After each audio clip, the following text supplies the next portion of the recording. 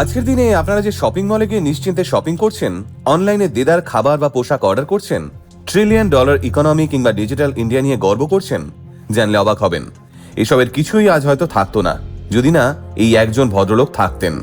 হ্যাঁ, একদমই ঠিক শুনলেন।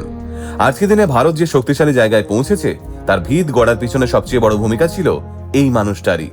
1991 সালে ভারত যখন প্রায় দেউলিয়া ঘোষিত হওয়ার দোরগোড়ায় দাঁড়িয়ে ধুঁকছে, তখন প্রধানমন্ত্রী এবং অর্থমন্ত্রীর সঙ্গে কাঁধে কাঁধ মিলিয়ে দেশকে এক চরম বিপর্যয়ের হাত থেকে রক্ষা করেছিলেন এই ভদ্রলোকই। 1991 সালে ভারতের ভাগ্য পাল্টে দেওয়া সেই ইকোনমিক রিফর্মসের সিদ্ধান্তের জন্য সবচেয়ে বেশি ক্রেডিট তৎকালীন অর্থমন্ত্রী মনমোহন সিংকে দেওয়া হলেও এই ভদ্রলোক কিন্তু সমান ক্রেডিটের যোগ্য দাবিদার। আজ আমরা কথা বলছি ভারতের ইকোনমির ক্রাইসিস ম্যানেজার নামে পরিচিত রিজার্ভ ব্যাংক অফ ইন্ডিয়ার 18তম গভর্নর মিস্টার এস ভেঙ্কটরামাননের ব্যাপারে। চলুন আজকের ভিডিওতে জেনে নেওয়া যাক খাদের কিনারা থেকে দেশকে টেনে তোলার এই রুদ্ধশ্বাস গল্পটাই বিস্তারিত। এস ভেঙ্কটরামাননের জন্ম হয়েছিল 1931 সালের 28শে জানুয়ারি ব্রিটিশ ইন্ডিয়ার ত্রিবাঙ্কুরে। কেরালা থিরুবনন্তপুরমের ইউনিভার্সিটি কলেজ থেকে ফিজিক্সে এমএসসি পাশ করার পর তিনি ইন্ডাস্ট্রিয়াল অ্যাডমিনিস্ট্রেশনে মাস্টার্স করার জন্য চলে যান আমেরিকার কার্নেগি মেলন বিশ্ববিদ্যালয়ে। এরপর ভারতের স্বাধীনতার পর দেশে ফিরে এসে সরকারি অফিসার হওয়ার সিদ্ধান্ত নেন ভেঙ্কটরামানন।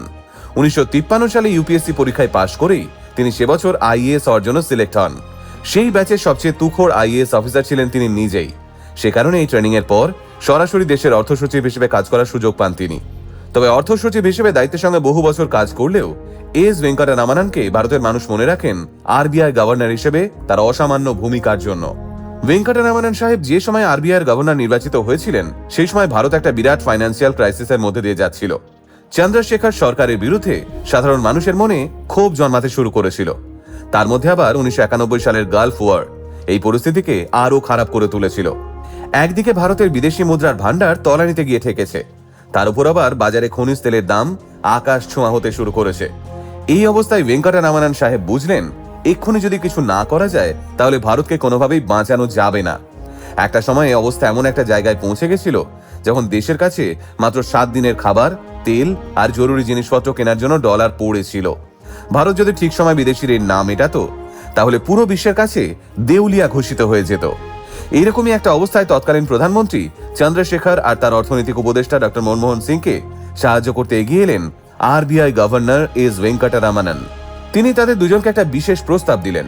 তিনি বললেন, আরবিআই এর কাছে বেশ কয়েক টন সোনা রাখা আছে, আমরা যদি এই সোনা বিদেশের ব্যাংকে বন্ধক রাখি তাহলে কিছু ডলার পাওয়া যাবে আর দেশটা সাময়িকভাবে বেঁচেও যাবে।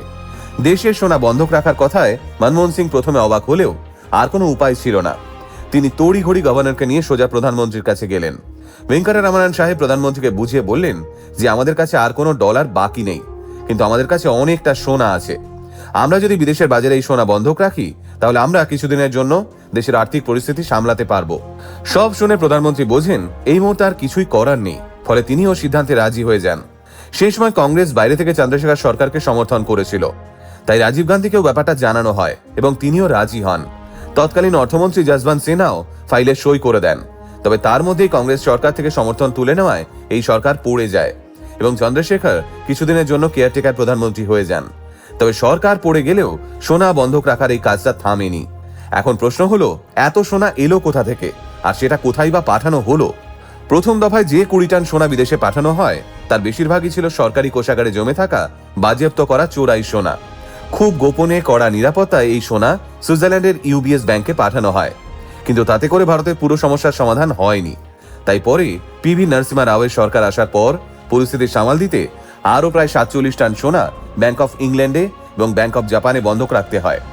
এই পুরো কাজটা এত গোপনে হচ্ছিল যে দেশের মানুষ কিছুই জানতে পারেনি। কিন্তু একদিন একজন সাংবাদিক এয়ারপোর্টে কড়া পাহারায় থাকা আরবিআই এর ভ্যানগুলো দেখে ফেলেন। তারপরেই খবরটা সংবাদ মাধ্যমে ছড়িয়ে পড়ে, আর সেই সময় ভারতের সাধারণ মানুষ প্রথমবার বুঝতে পারে ভারত কতটা বড় আর্থিক বিপদের মধ্যে পড়েছিল।